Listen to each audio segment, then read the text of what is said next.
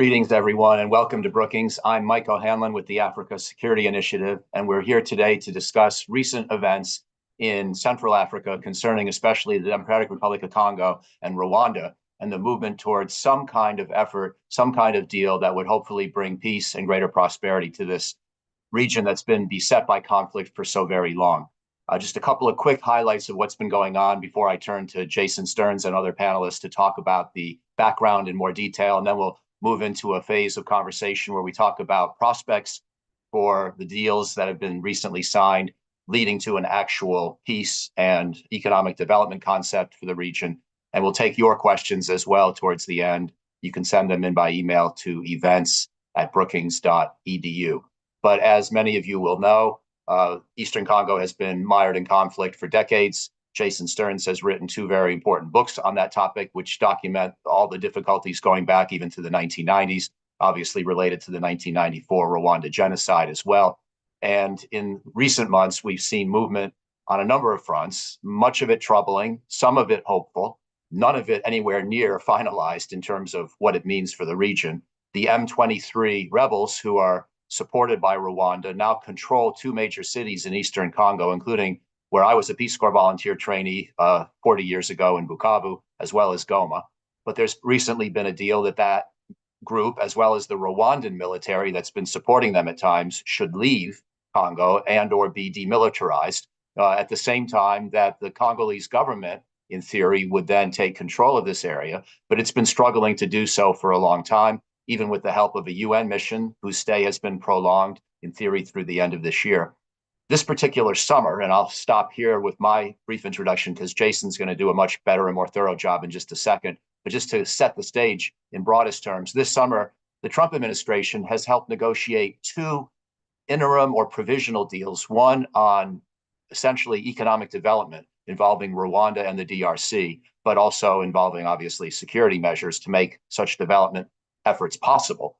And the second, a provisional accord between the government of Congo and that M23 group that I just mentioned a moment ago. All of this has happened since late June. There was even a White House signing ceremony about the first deal involving President Trump and the foreign ministers of Rwanda and Congo back at the end of June. But these were, again, just very provisional skeleton deals that sketched out what had to happen next. And on the ground so far, we haven't yet seen much. So let me now introduce the panel. Jason Stearns, as I mentioned, is at the Simon Fraser University in Vancouver, Canada, also affiliated with the Center on International Cooperation at New York University, where he began the Congo Research Group a decade or so ago, and where Fred Bama is also now an affiliate. Fred is a Congolese citizen, a political activist and dissident, really a hero who suffered imprisonment for a period of time for his views and his role in Congo's political development. He's now joining us today from Kinshasa, where he also runs an organization called Ebuteli, devoted to positive change in Congo. Erica Barks-Ruggles, my longstanding friend and former U.S. Foreign Service officer, now at Dartmouth College, was the U.S. ambassador to Rwanda for the end of the Obama and beginning of the Trump administrations, where she has seen a lot of developments in Eastern Congo from a very close-by perspective, and also, of course, worked with the Rwandan government, which is such a key player, perhaps for good and bad, in this part of the world, and therefore understands many of the political dynamics associated with the decision-making in Kigali as we test the possibility of this deal really working, or this set of deals really working. So that's the broad game plan. And without further ado, let me please turn things over to Jason Stearns. Thanks, Mike, and thanks everybody for your interest in this event. So I'm going to lay out a little bit where this peace deal came from and what the contents of the deal are. So the M23 conflict has been ongoing since November of 2021. It is the latest in a series of conflicts that pit the Rwandan government against the Congolese government that go back to 1996. And the M23 group itself is a group that was resuscitated after having fought against the Congolese army between 2012 and 2013. And before that, under another name, between 2004 and 2009. 2004 and Yes, 2009. So where did this deal come from? Well, the U.S.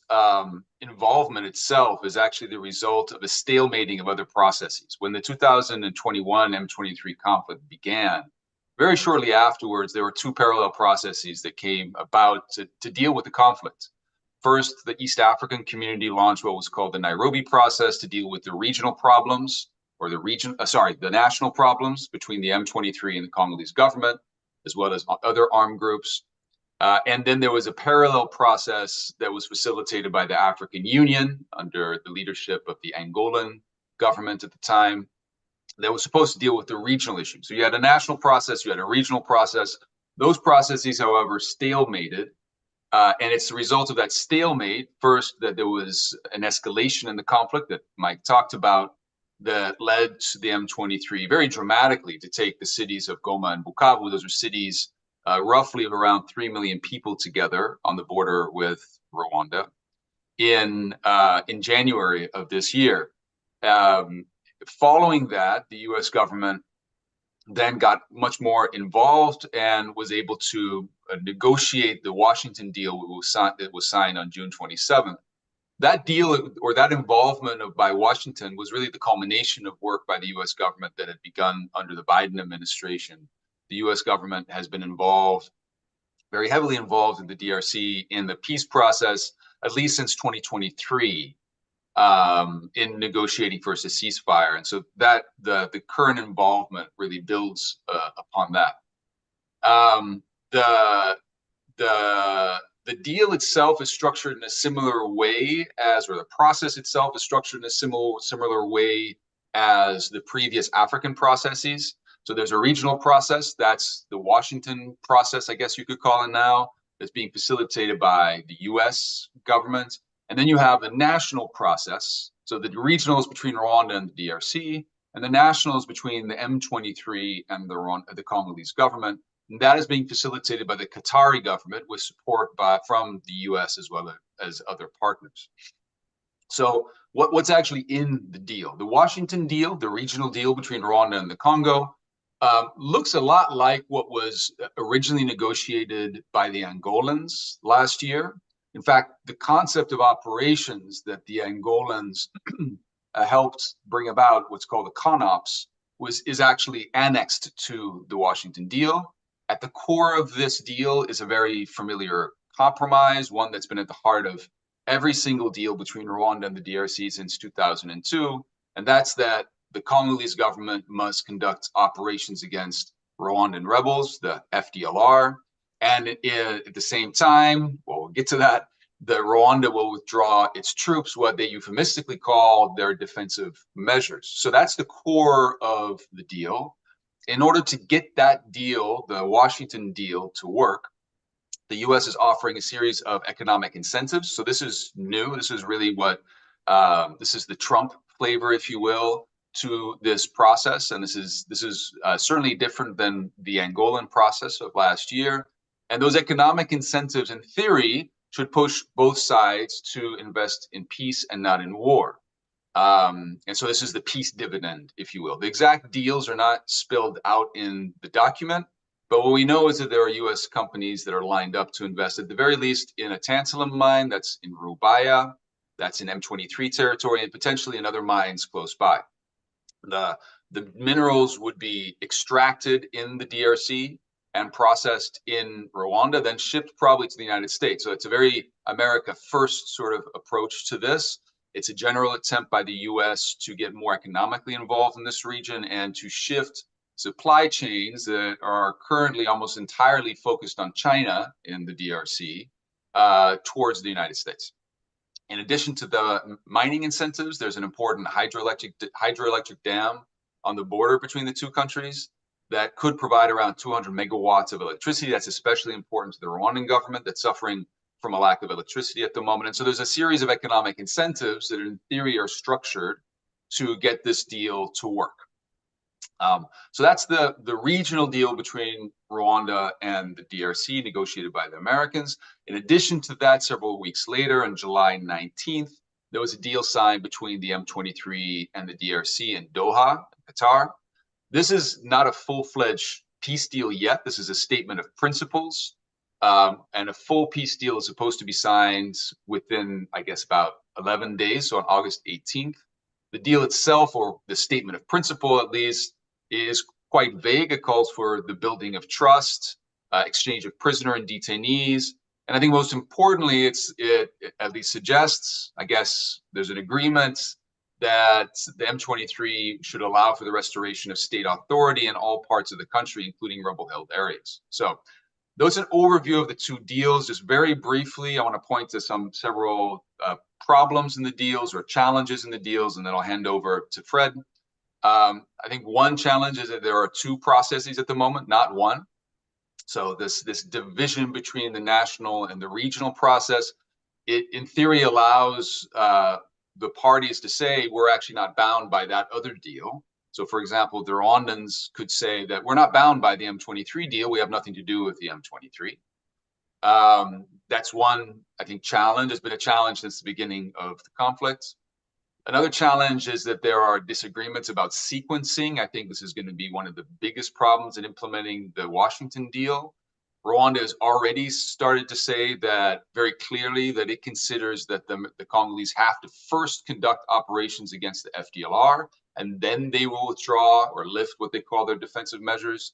The DRC, and I think also the United States, say these two things have to be simultaneous. And if they're not simultaneous, then Rwanda will always be able to say, well, you haven't actually done enough against the FDLR. This is all the more challenging because most of the FDLR, at least very many of them, are located in M23 territory. And so the Congolese are saying we can't actually conduct operations until the M23 withdraws. And so there's a vicious cycle there, or there's a contradiction at the very least in the way the peace deal is structured. With regards to the Qatari deal between the M23 and the Congolese government, there's no timeline. And I think that deal in itself has a problem in terms of its structure, because if the deal is followed to its logical conclusion, the M23 will have to dissolve. And so it's a deal that calls for the self-destruction of one of the signatories of the deal. What do they have to gain? Why would they ever implement this deal?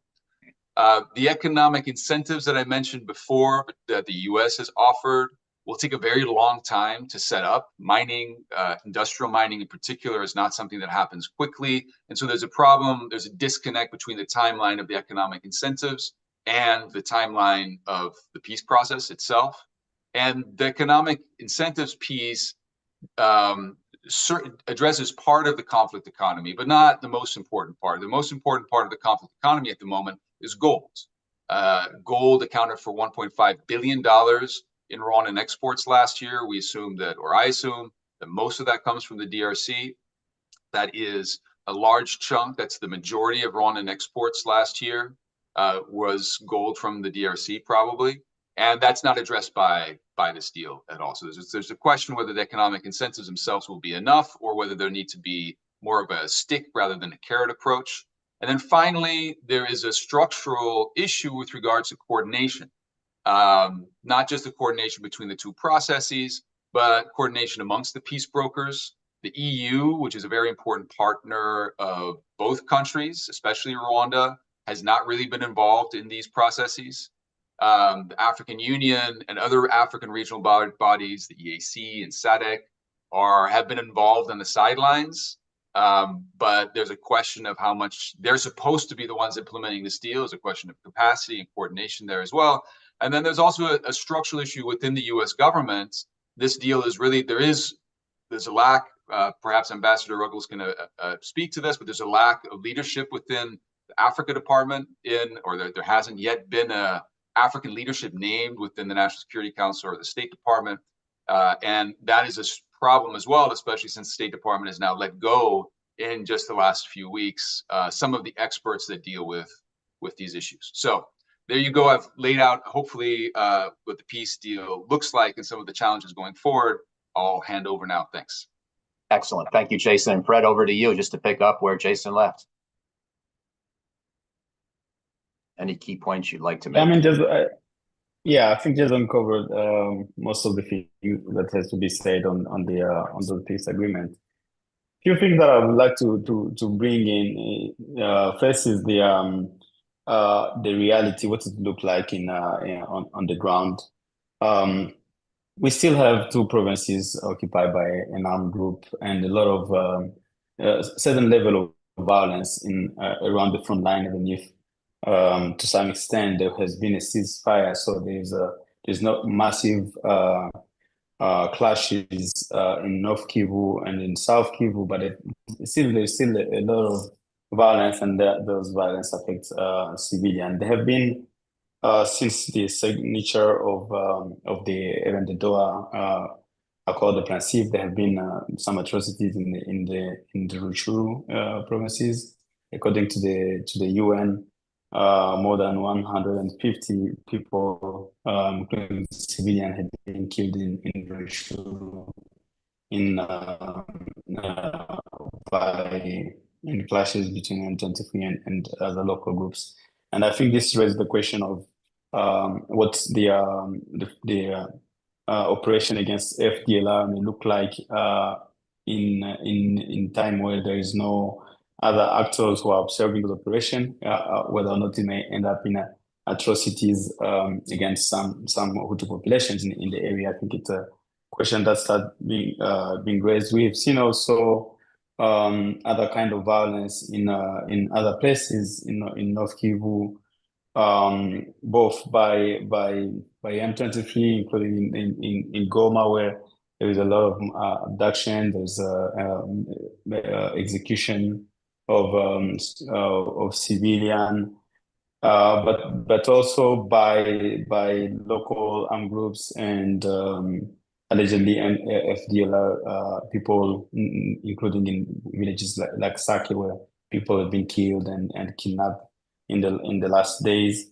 and around Walikale or in North Kivu or in other places around in the South Kivu, small clashes between groups. So what I'm trying to say is that level of violence, even if it's not as huge as in January or February, it's still existence in those regions, and civilian casualties are continuing to mount. The second thing is that these since the implementation of both those agreements is still ongoing, the economy of that region is still the economy that affects millions of population is really being affected, with all the banks being closed and so on. So that is that's one thing to say, that this conflict is on real people in real places. So even if we talk about these processes in Doha or in Washington, let's keep in mind that I also agree with Jason that one of the issues, of course, on coordination of these different processes. We mentioned Doha, the African Union process, or the Washington one, but also the Catholic, the church processes, which is supposed to be internal political dialogue, which I think is necessary in this context, and doesn't attract a lot of appetite, and I think it's something that is being left aside. And another point is the lack of consultation of local communities or civil society, or even political actors in DRC on these processes. We know from many discussions that people, including the Congolese parliament, hasn't been consulted in these processes. Even if I'm pretty sure that they would be very supportive, but I think it's important to make sure their point of view are taken into account. And as the Congolese legislation requires, to present those agreements to the parliament once they are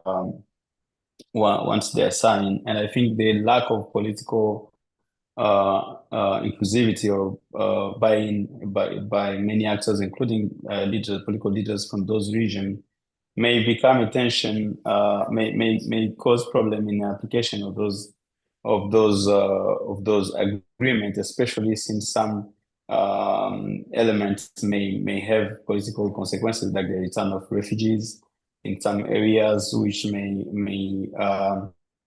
have the consequences on remapping the population and the constitution of those people. Yeah, so I guess there are many, and also I agree on the weakness of the African Union. I think everybody has been saying this is a huge, good aspect of another process, but we don't really know where that is going. It seems to be a process between the facilitators themselves rather than becoming a peace process in itself. I think it's something that we need to be done yet. And I think it's very important to have a coordination in between these different processes, but also to involve some other actors like the European Union and other actors in this process to make sure that there is enough motivation and enough pressure on different actors for the implementation. I will stop there now. Yeah, that's very good, very helpful. Ambassador Barks-Ruggles, over to you for the view from Kigali and whatever else is on your mind, and then we'll get into a discussion of where this has to go next. Thanks, Mike, and it's a pleasure to be here with Fred and Jason and you today. I'd like to pull back a little bit and talk about what's building on what both Fred and Jason have said. What's missing from this entire process, which is any sort of framework for delivering justice to civilians on the ground who have been stuck in the middle of this conflict for coming up on 30 years now. Inclusion of multiple groups that could be both supporters but also bad actors for this, including, importantly, there are no women involved in this process whatsoever. They are the main survivors/victims of all of this conflict. There's nobody representing the children. In past peace processes, UNICEF has been involved in representing how do you deal with child labor, child soldier issues, et cetera.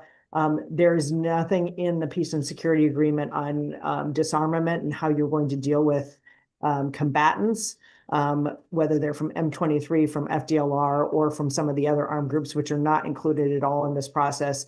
And there is no sense of what are you going to do to guarantee the security on the ground in the both short term, medium term, and long term in past peace processes, which have not worked very well in Eastern Congo. There has always been a security guarantor, whether that's the UN and in all the various formats that those peacekeeping operations have taken. The AU has also stepped up. The EAC from time to time has stepped in. SADC has stepped in. All of these have not worked, and there seems to be no learning from any of that reflected in this agreement and how the security is going to be guaranteed. So that's on the peace and security side. On the economic side, there is no clarity about how all of the regional actors who have been benefiting from smuggling of minerals out of Congo, including those in some of those actors in the Congolese government, are going to be, what's going to change so that you actually get economic development on the ground that benefits both the Rwandan people and the Congolese people, and I would say importantly also Uganda, because they have troop presence or supporters and have been important supporters in the past of M23, as well as Rwanda currently.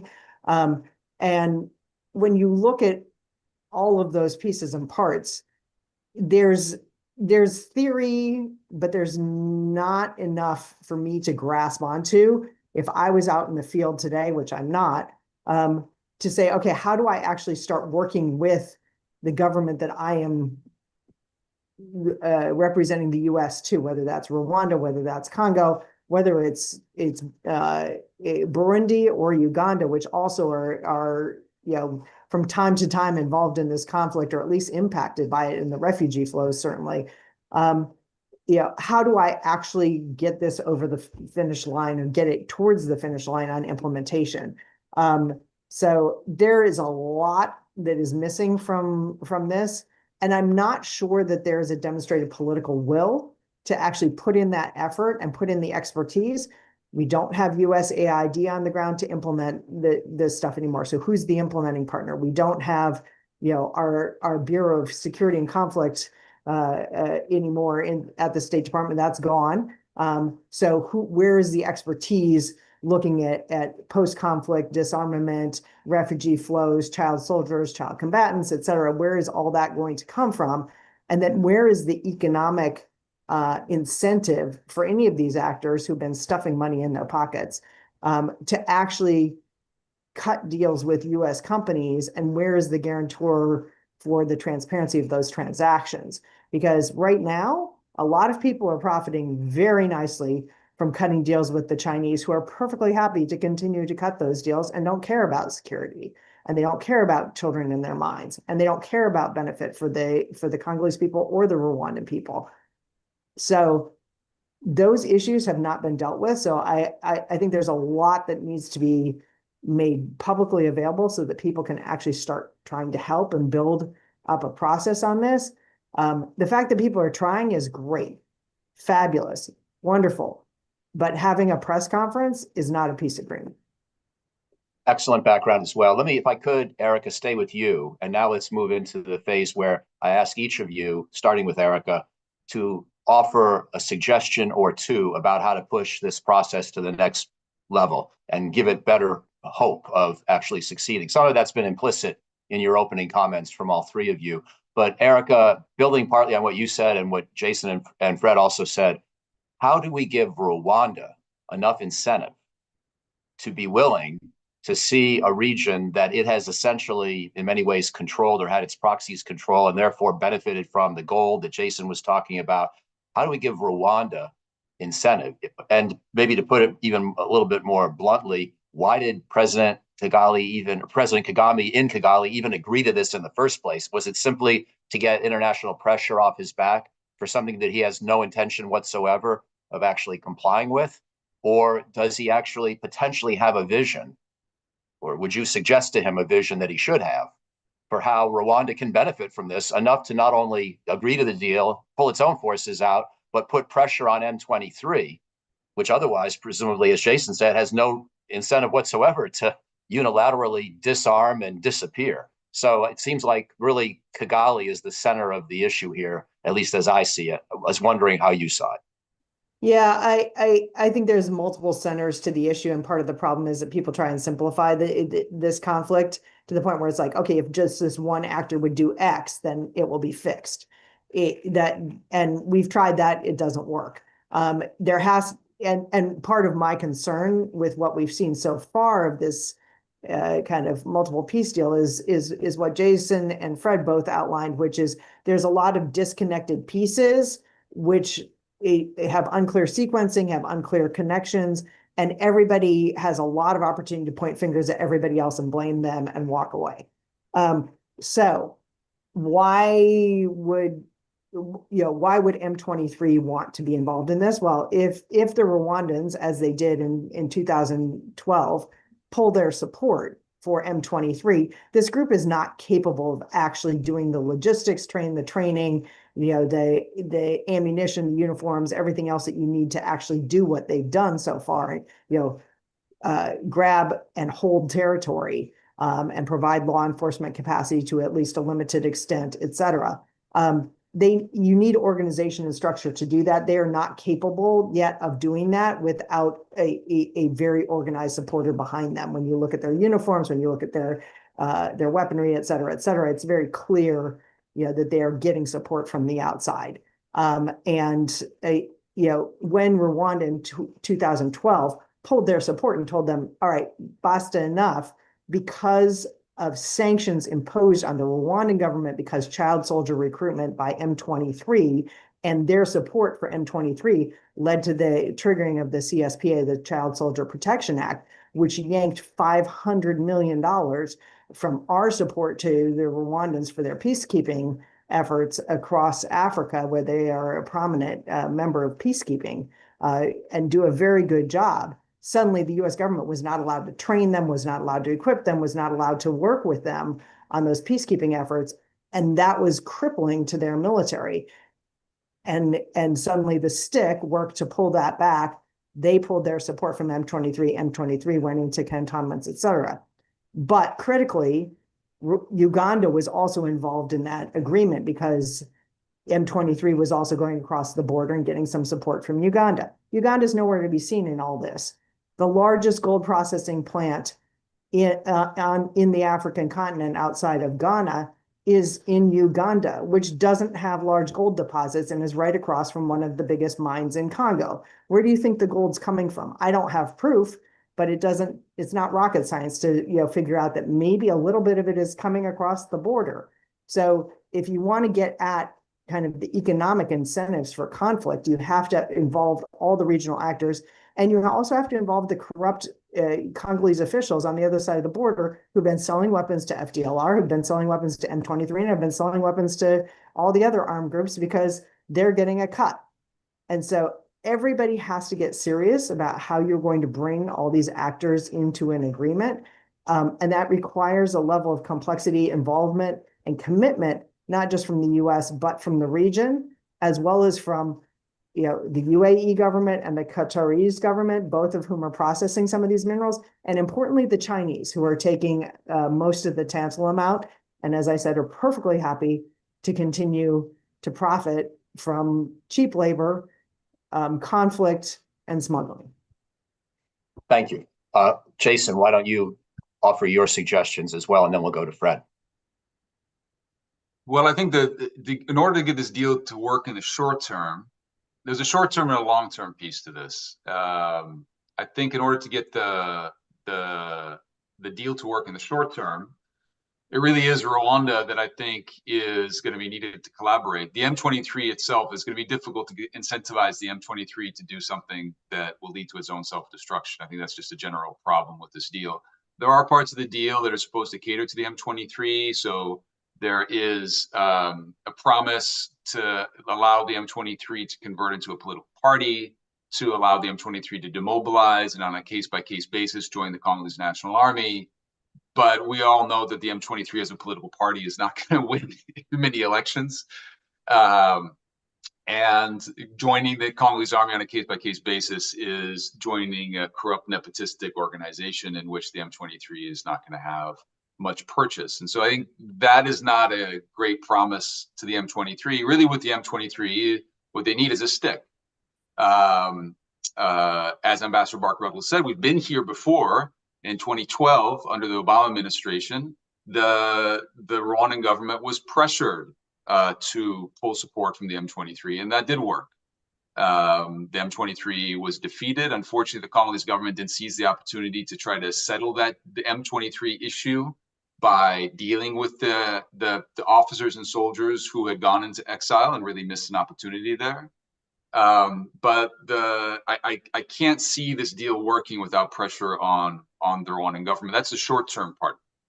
And how that pressure will take place, I don't think the economic incentives are going to work. Not in the short term, they're not going to work. There's too much of a disconnect between the economic incentives, as I said before.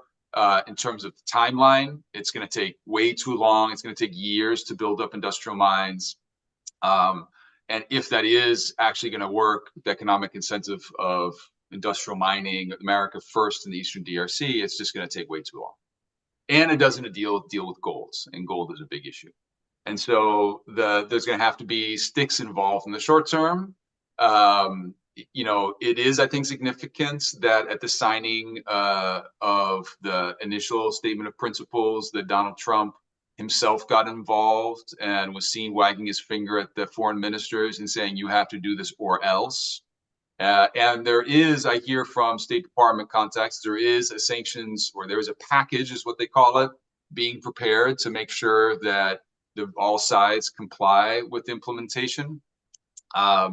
And so we'll see if that package is unfurled. I think a package could be a whole different kinds of sanctions and pressure and sticks.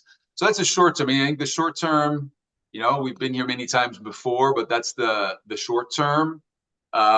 Will there be, what's the guarantee that we put pressure on Rwanda today and we don't end up in this exact same situation 5 or 6 years from now? That's an imponderable, or that's a difficult thing to figure out, because what has become very clear over the last 20-some years is that the Rwandan government considers the Eastern DRC as part of its national interest, considers having a foothold and projecting power into the Eastern DRC as part of its own national interest. So the long term of this is, I think, really uncertain. And the long term, I think, will only come about by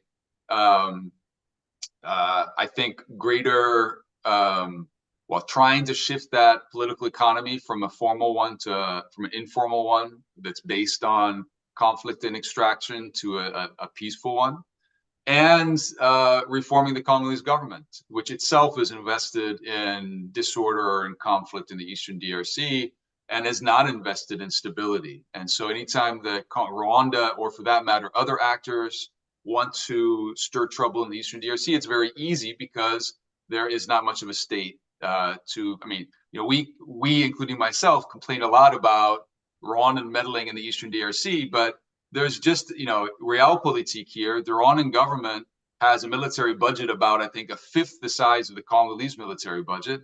The entire Rwandan army is about a fourth the size of the Congolese army.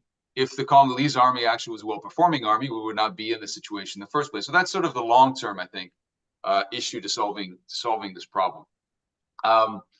The other thing I would say in the long term is that we need a peace process, a real peace process, not just for the M23, but for all of the DRC. We have, the basic timeline of the DRC conflict was the conflict started in 1996, and the big Congo conflict ended in 2003, really, reintegrating or reuniting the whole country. And then conflict has only persisted in a very small corner of the Eastern DRC. It's a very devastating conflict, but 90% of Congolese territory is not affected by this conflict. Since 2006, when that big peace process ended, and we saw the transition of the UN peacekeeping mission to a stabilization mission, we saw the emergence of multi-party democratic competition in the DRC, there hasn't been a peace process. Even though conflict has fragmented, has escalated in the Eastern DRC. And even though you still have a massive UN peacekeeping mission there, or at least you've had a massive UN peacekeeping mission there, and you've had multiple initiatives, all those initiatives have been sort of like this one. It's just they're placeholders for something larger. There's never been a comprehensive peace deal or peace process for the Eastern DRC since 2006. And so the M23 is one of 100 armed groups in the Eastern DRC. Yes, we need to solve this issue. Yes, the first part of that is putting pressure on Rwanda to withdraw its troops. But once that's solved, we need to head towards a larger peace process that would do some of the things that Ambassador Bark-Ruggles was talking about: transitional justice, dealing with land, which is a huge issue in the Eastern DRC, security sector reform, demobilization, administrative reform, economic development. All of those things need to happen. None of those things have happened. And that has to involve not just the M23, but all these other armed groups. So I would hope that this is a silver lining of this atrocious, awful conflict that we've been living with now for the last almost 4 years, or 3.5 years, is that this would be the impetus for something much larger that the African Union, that the UN could sink their teeth into, and the Congolese government would allow for a real peace process and not this piecemeal thing that we've seen for the last 20 years. Jason, thank you. Very thorough and compelling as always. Fred, over to you for what key points you would make, what key recommendations you would offer to the various participants. You're still on mute. Thanks. Well, I would like Jason to elaborate a little bit more on that idea of a general peace process.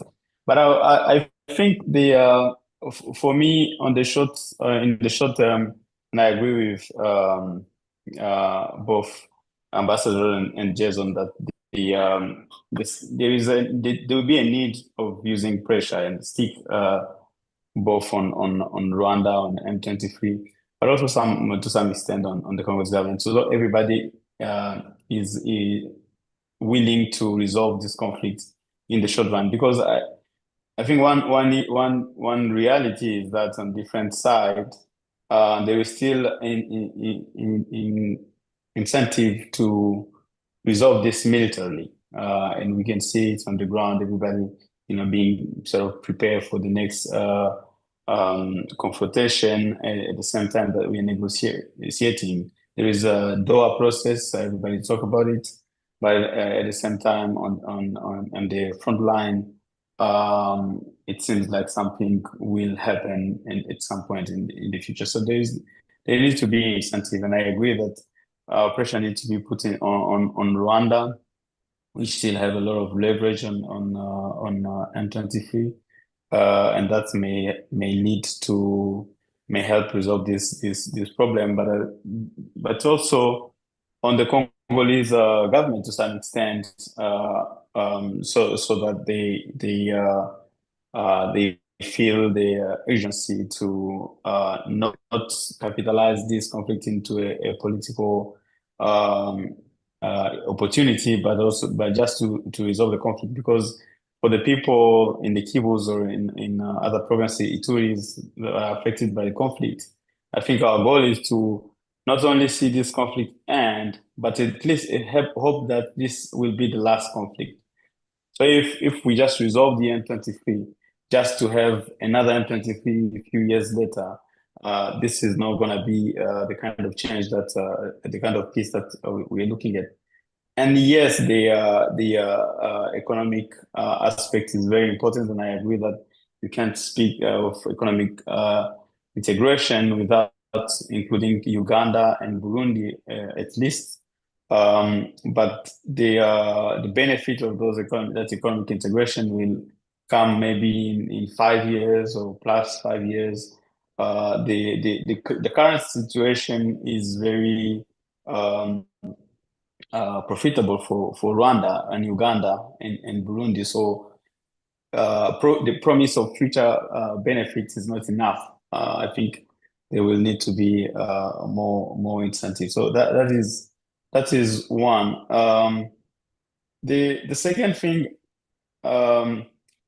and I think this is the one of the the terrible consequences of the current conflict, is that we have retracted from that consensus that we should not use arm to resolve political disputes. Well, there has always been hundreds of armed groups since many years, but not any armed group has received this much political support, including by some people who just recently were the head of the state. So there is something that has been broken in terms of legitimacy of institution, in terms of the primacy of elections as a way of political contestation, in terms of national unity. And I think there is a need of an internal process, maybe a political process, I would say, because we need to go to reestablish that consensus internally in DRC, that agreement that if there is any political dispute, it has to go through institution and through democratic norms. And I think this is a real something that worries me a lot, because at the same time, the US, which is playing an important role in this process, is retracting from its standard in terms of pushing for transparent election, pushing for democratic norm, respect of human rights. And I wonder if without that, we are not going out of one of the driver of this tension, at least on the national level, and that may lead to other conflicts, if not in the Kivu, maybe in some other ways. And if you look at the conflict, I mean, we can argue if this has to do with election or not, but at least three of the main player, the Congolese on the Congolese side, are the direct actors of the last two elections. You can see Kone Nanga or the government, Tshisekedi or Kabila. So there is something of unfinished electoral business in this conflict, and I think the prospect of not having democratic norm upheld is a potential source of future conflicts. And again, I think there is a lot of things that we as Congolese government, we didn't do, like the Congolese government didn't do between the first M23 and the second one, and that is some improvement in our security sector, more seriousness in the process of reform of the army, of justice, and on providing for people who are and the legitimate grievances of some community in Eastern DRC. And I think in the process of resolving this conflict, that process of both reforming the Congolese security sector, but also making sure that no Congolese community is left aside, is an important point of making sure at least that internal factors of conflict are not are addressed and in a manner that does not pave the way for future conflict. But if we continue like this, that we have hundreds of armed groups, those armed groups are armed. How do we disarm those armed groups without, I mean, we're talking here about the DDR process, and I think it's a really big part that is missing in these processes. Although there are a lot of civilian and militias who are well armed, and we cannot let them out of these different processes. It has to be something that is taken in consideration at the highest level. Great, thank you, Fred. So here's how I'd like to handle the last 15 minutes. I'd like to weave in audience questions that have been coming in and pose one question to each of you, which I think suits your particular perspective or expertise, and then you can comment on each other's answers if you wish. But then I'll have a final wrap-up question for the group. So, Erica, my question for you, based partly on what we're hearing from the audience and partly my own curiosity, at this point, what is Rwanda's key motivation for being so involved in Eastern DRC? Is it still the fear of ethnic conflict, the possibility of another genocide if somehow the Kagame government were to let down its guard and allow the FDLR or other Hutu-based groups to thrive? Or is it really more on the economic side? I realize it's probably going to be a bit of both, but is there a way at this point in 2025 to assign greater importance to one of those motives versus the other?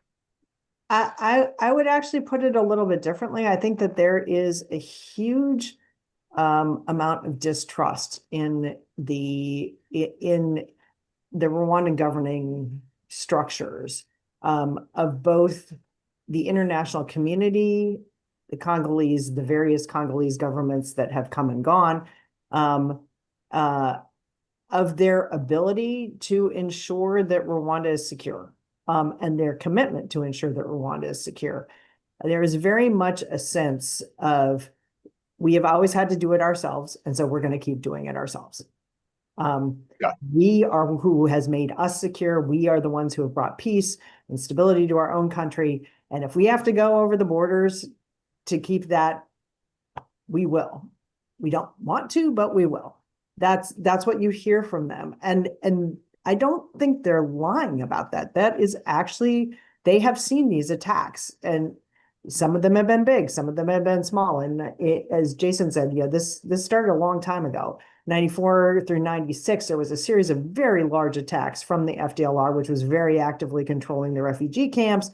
The international community did nothing to fix that, et cetera, et cetera. So they are acutely aware of their own history. They are acutely aware that they are a small country, and they are acutely aware that they have a lot of neighbors who aren't going to take care of their own security interests.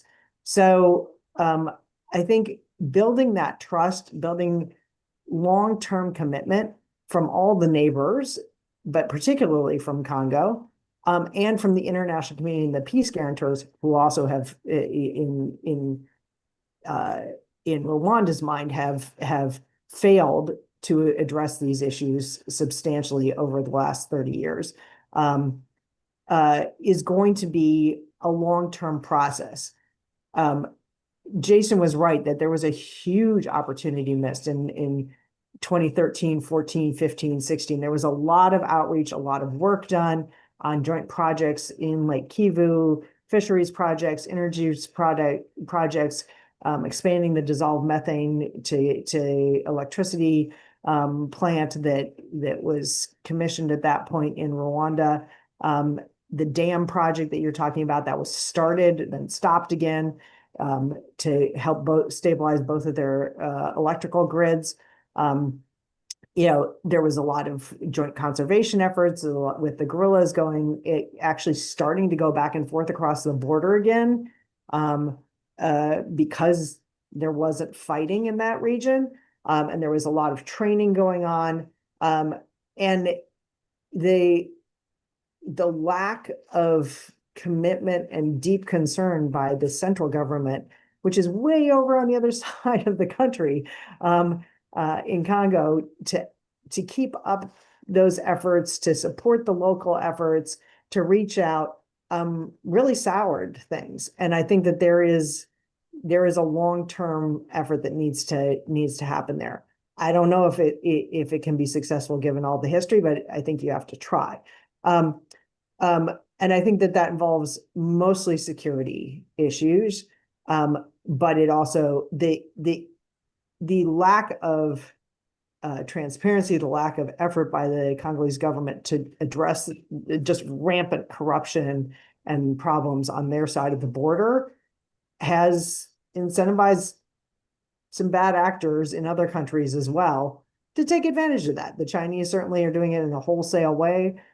UAE has, gone into the gold business in a very, very, very large way in this area.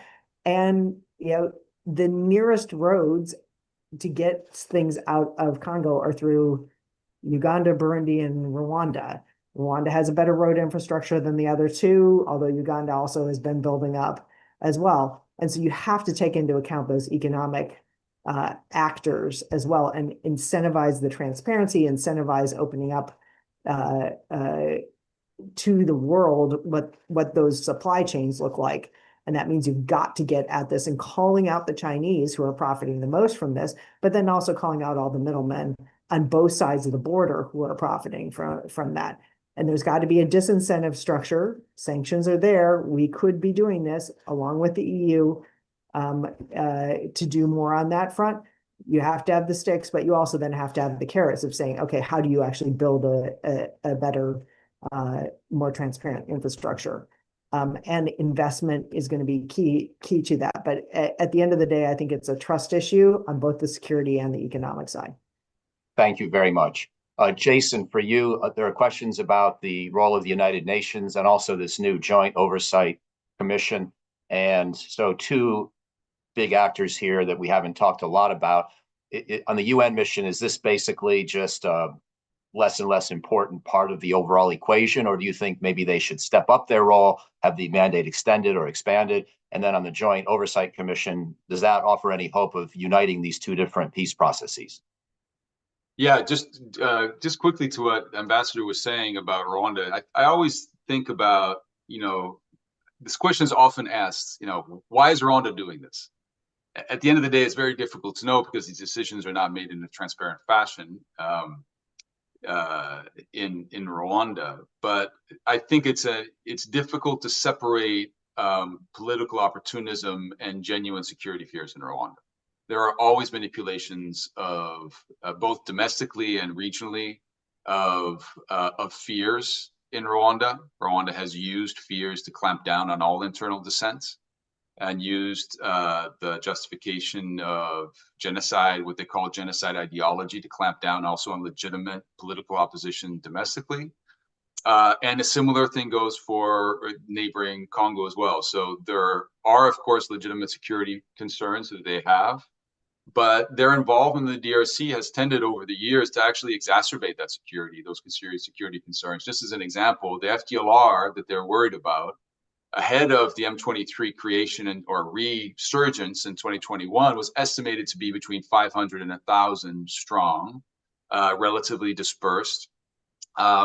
Since the M23 that had as its explicit objective, dismantling the FDLR, the FDLR has actually been strengthened through recruitment.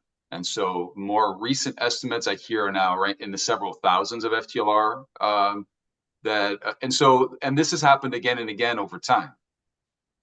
This is not to mean that they're not doing that. This is complete opportunism, manipulation. I think there are many Rwandan officials, Rwandan members of the Rwandan public who are genuinely concerned about this. But also there were very few indications that the FDLR actually posed a serious threat in the head of the M23 resurgence in 2021.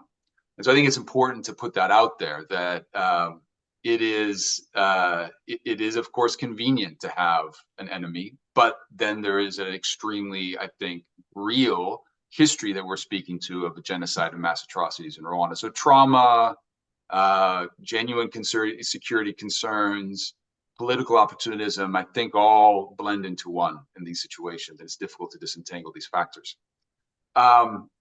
With regards to your question on the United Nations, the UN is all across the world, all across Africa. The UN is on its back heel.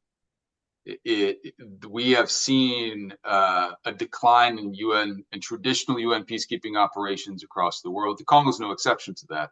The Congolese mission that used to be the largest peacekeeping mission in the world is withdrawing. It's in a very long withdrawal. It's already withdrawn from South Kivu, which is where one of the places where M23 is took over in Bukavu. And it's now focused on Ituri in North Kivu. And so it's already in a weakened position throughout this whole process. What's very clear is that the UN is not, I mean, the UN was the peace broker in the DRC from 1996 up until 2006, really. And since 2006, the UN has been completely marginalized from the various different fragmented slapdash peace processes that we've seen in the DRC. And it's been relegated to what it does worst, which is protecting civilians in imminent danger. It does not do a good job at that. It's a very difficult job to do. What it does best is negotiate peace deals and then enforce or shepherd through peace agreements. It's not been able to do so because the Congolese government has not wanted it to do so, because that would require the Congolese government to cede part of itself, because these are domestic sovereign issues for the Congolese government. And why allow the UN to get involved in our domestic sovereign issues? And negotiating and brokering a peace deal with our enemies is a sovereign issue for the Congolese government. And so it doesn't want the UN or any other actor to get too invested in that. And I think that has been to the detriment of the Congolese government and certainly the Congolese people, because that has prevented strong peace deals and peace processes from emerging. So I would hope that one of the outcomes of this current crisis would be a rejuvenation of multilateral diplomacy in the DRC. I think the UN has the greatest capacity to do so, the greatest expertise, the greatest track record. It has the connections. Of course, we see an increasing delegation of power and peacekeeping operations and peace processes to regional actors, especially the African Union. For a time, SADC and the EAC, especially the East African community, were involved in this as well. And I think that's important to further those processes as well. So I hope that the UN would come in to be a main implementing part of this is very much up in the air, and the UN can be a huge help in implementing. But that would require the Congolese government in particular to say, okay, you can come in and be an active negotiator in this. And we accept to have our hands tied by you being a third-party guarantor of this deal. So I think that the UN should be, but together probably in a new arrangement with regional bodies, an implementer of this deal. Thank you very much. Fred, we've got just a minute or two left. And so I'm going to ask you a different kind of question that I can't resist because of my own curiosity as a former Peace Corps volunteer and just a big fan of Congo. You're in Kinshasa now. What's life like in Kinshasa? And as Jason pointed out, the conflict we're talking about is hugely important, but it's in the faraway east. How much do people in Kinshasa talk about this in daily life, this issue that we're talking about today? But also, just in your experience over the course of the last couple of decades, how is life in Kinshasa compared to what it used to be like? Are things getting better? Does the economy feel vibrant? Do people feel hopeful? Or do all these issues that you've been discussing and others today still weigh down so heavily on people that there's a sense of malaise or despair? I'd just be curious for the overall atmosphere. Well, I've been living in Kinshasa for the last 4 years now. And I can say in the different stages, the conflict in the east has been a conversation in Kinshasa, but in a different way that it could be mentioned in areas like Goma or Bukavu. It's mentioned in Kinshasa mainly with relation to Rwanda, and I think there's a lot of trauma of last wars where Rwanda marched toward Kinshasa. So every time Rwanda is involved in a conflict, it's become something big in Kinshasa. And I think the ambition to defeat Rwanda is kind of something very popular in the general population in Rwanda. But other than that, most of the time, the discussions in Kinshasa is in other political debates. Currently, we are speaking of like we're waiting for a reshuffling of the government, so that's a massive issue. The economy of Kinshasa has been flourishing. You can see new hotels in Kinshasa, new bars, new roads. Somehow disconnected, especially in Gombe, with the rest of the country. But in Kinshasa itself, you have the same paradox of DRC, where there's a few people having access to a lot of money, and the rest of the population in Kinshasa living in extreme poverty. I'm in Gombe, but if you drive like 30 minutes away, or even less, you just outside of Gombe here, you'll see extreme level of poverty, and this is a consequence of a governance that does not care very much about redistributing the wealth, and it's not particularity of Kinshasa, but of the rest of the country. So maybe for an average Quinoa, conflict in Eastern DRC will be important because of Rwanda, but in general, his daily preoccupation about social economic issues are equally important, and maybe those would be the main preoccupation. Now, there are a lot of people in the East who are now in Kinshasa, whose family are in Kinshasa and cannot go there, so you kind of hear that more and more, and the disconnection between the East and Kinshasa is also growing. And I think this should be a point of attention for the Congo's government. But I really hope we can go over all these conflicts soon and be able to go back to Goma or to Bukavu and again dream of a united and prosperous country. Well, listen, thank you all. I think I heard a lot of reasons for concern and a lot of need for additional work, but still some measure of hopefulness out of all three of you today. And I hope that's the right message to convey. And I hope it's one that we can, as an international community, build upon in such a difficult time where there's at least a little bit of a glimmer of hope for the people of Central Africa. So that's a fair way to conclude. Let me thank you all for participating, everyone who listened in and sent in questions as well. And best wishes to the people of Rwanda and Congo and everywhere else in the region. Signing off from Brookings. Thank you.